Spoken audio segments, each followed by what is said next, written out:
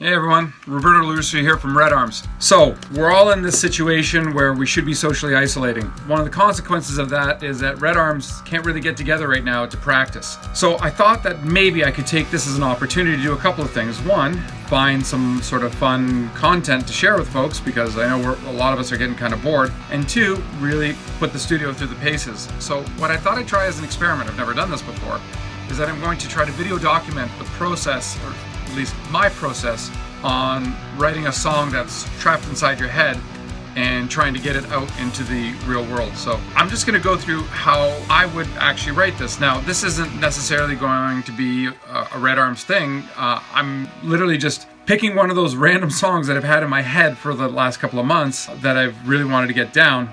So this will be my process, which will be kind of fun because I'm really interested to see what other people do in terms of their process as well. So I'm hoping that this becomes an opportunity for other creators and musicians to sort of tell me what they do. There really is no right or wrong way to actually write a song. It really all depends on what your comfort level is and how your brain works. So what you're going to see is what seems to work okay for me, and I'm kind of hoping that you'll find this informative and kind of fun. Well, we'll see how this goes. This could be really cool or it could be terrible, but either way, I think it'll be entertaining. So I'm going to try to document it along. I have an idea in my head, and it's been sitting there for months, and I'm going to see if I can actually translate to what I'm hearing up here into what's happening out here. Anyway, so let's see how this goes. I'll keep you posted.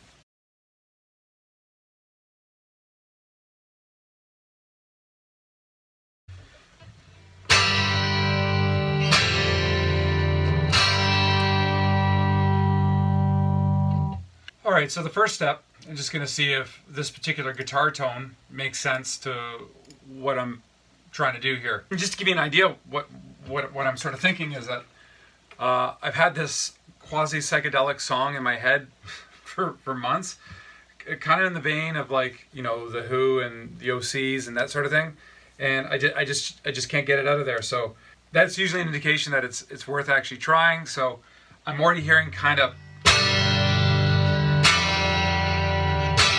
this kind of vibe.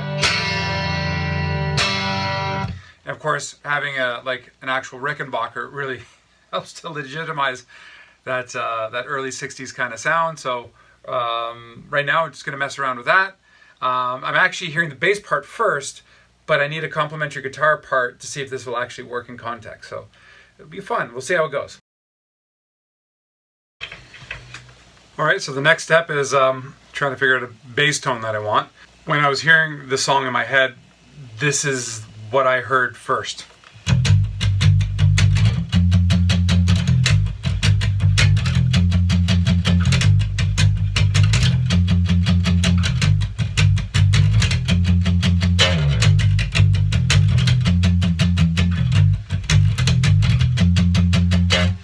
And then we're going to build from that. So that's where we start with. Then I'll add probably some drums, then some guitars, and then see how they all fit together.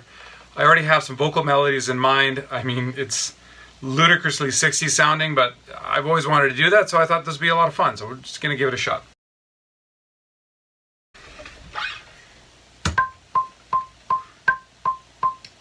Just giving enough lead time so when I go sit behind the drums, I'll have enough lead time to get there. Also helps if you start off with the right note. 1, 2, 3, 4, 1, 2, 3.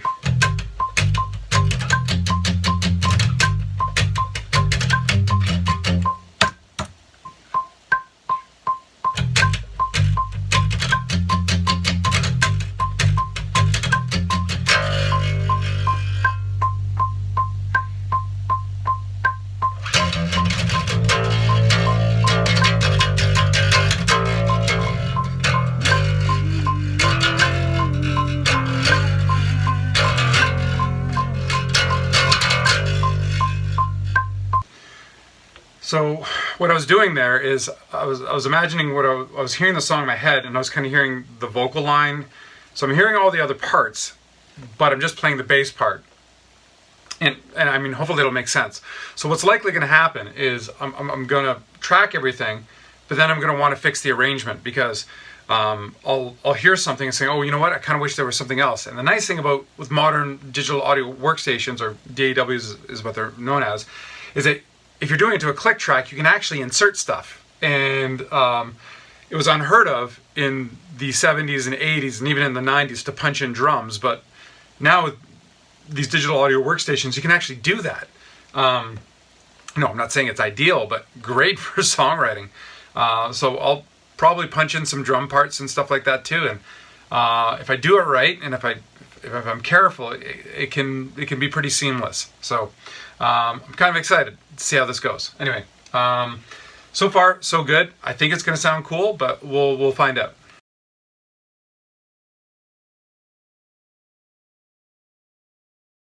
All right, time to lay down some guitar. See if this works out.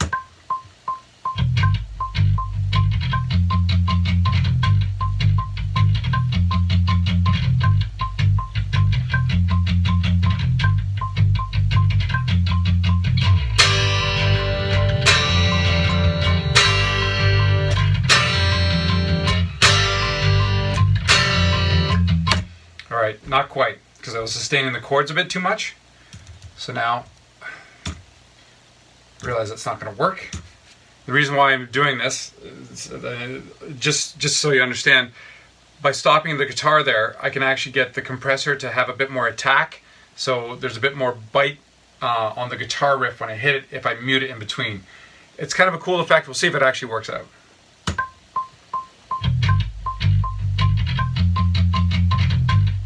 Just wait a couple of bars before I kick in the actual guitar.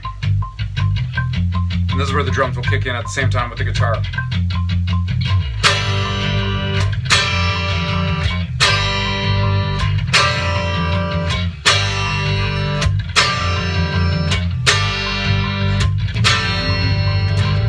Shit.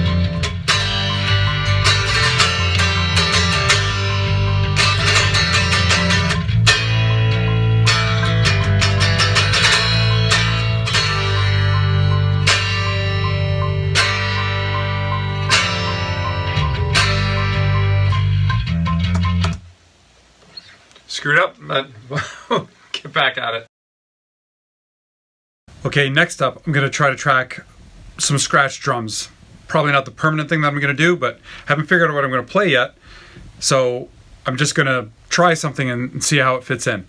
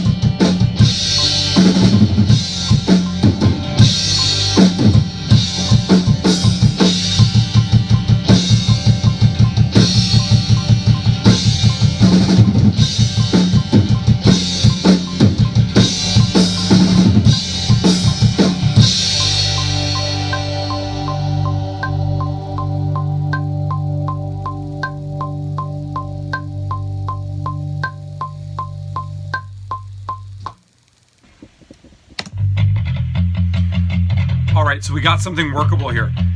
So all I've done is I've just done a scratch drum track, and I mean the performance isn't even very good, but you get the right idea. So the next step is I do a sort of just a preliminary mix of it, just to get things to sit where they should sit. But obviously I have to re-record some of the stuff.